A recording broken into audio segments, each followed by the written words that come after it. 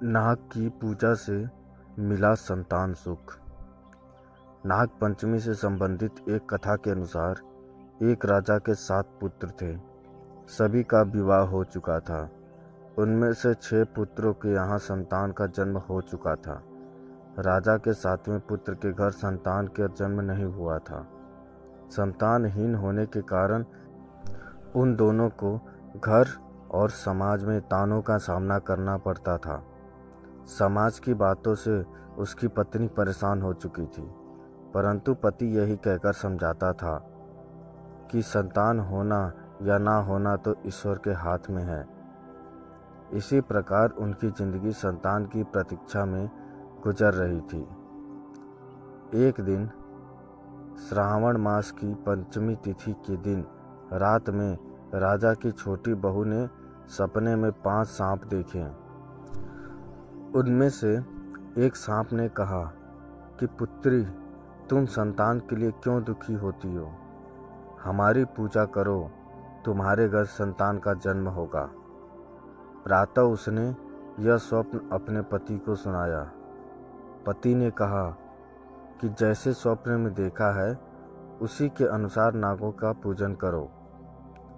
उसने उस दिन से व्रत कर नागों का पूजन किया और कुछ समय बाद उसके घर संतान का जन्म हुआ।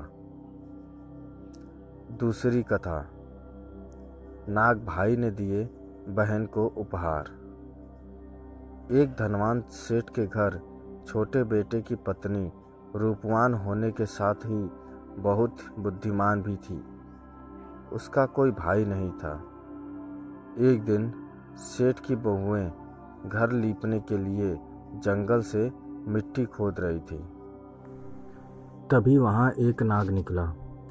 बड़ी बहू उसे खुरपी से मारने लगी तो छोटी बहू ने कहा, सांप को मत मारो। यह सुनकर बड़ी बहू रुक गई।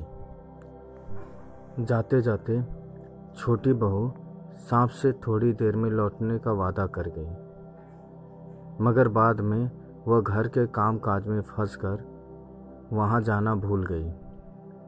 दूसरे दिन जब उसे अपना वादा याद आया तो वह दौड़कर वहां पहुंची जहां सांप बैठा था और कहा, सांप भैया प्रणाम। सांप ने कहा कि आज से मैं तेरा भाई हुआ। तुम्हें जो कुछ चाहिए मुझसे मांग लो। छोटी बहू ने कहा, तुम मेरे भाई बन गए, यही मेरे लिए बहुत बड़ा उपहार है।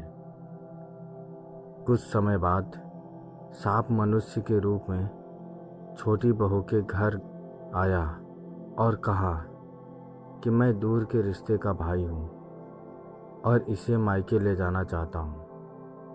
ससुराल वालों ने उसे जाने दिया। विदाई में सांप भाई ने अपनी बहन को बहुत गहने और धन दिए। इन उपहारों की चर्चा राजा तक पहुंच गई। रानी को छोटी बहू का हार बहुत पसंद आया और उसने वह हार रख लिया। रानी ने जैसे ही हार पहना वह सांप में बदल गया।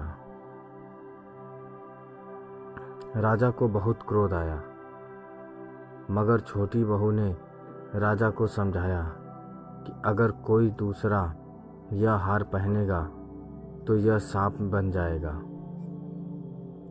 तब राजा ने उसे क्षमा कर दिया और साथ में धन देकर विदा किया।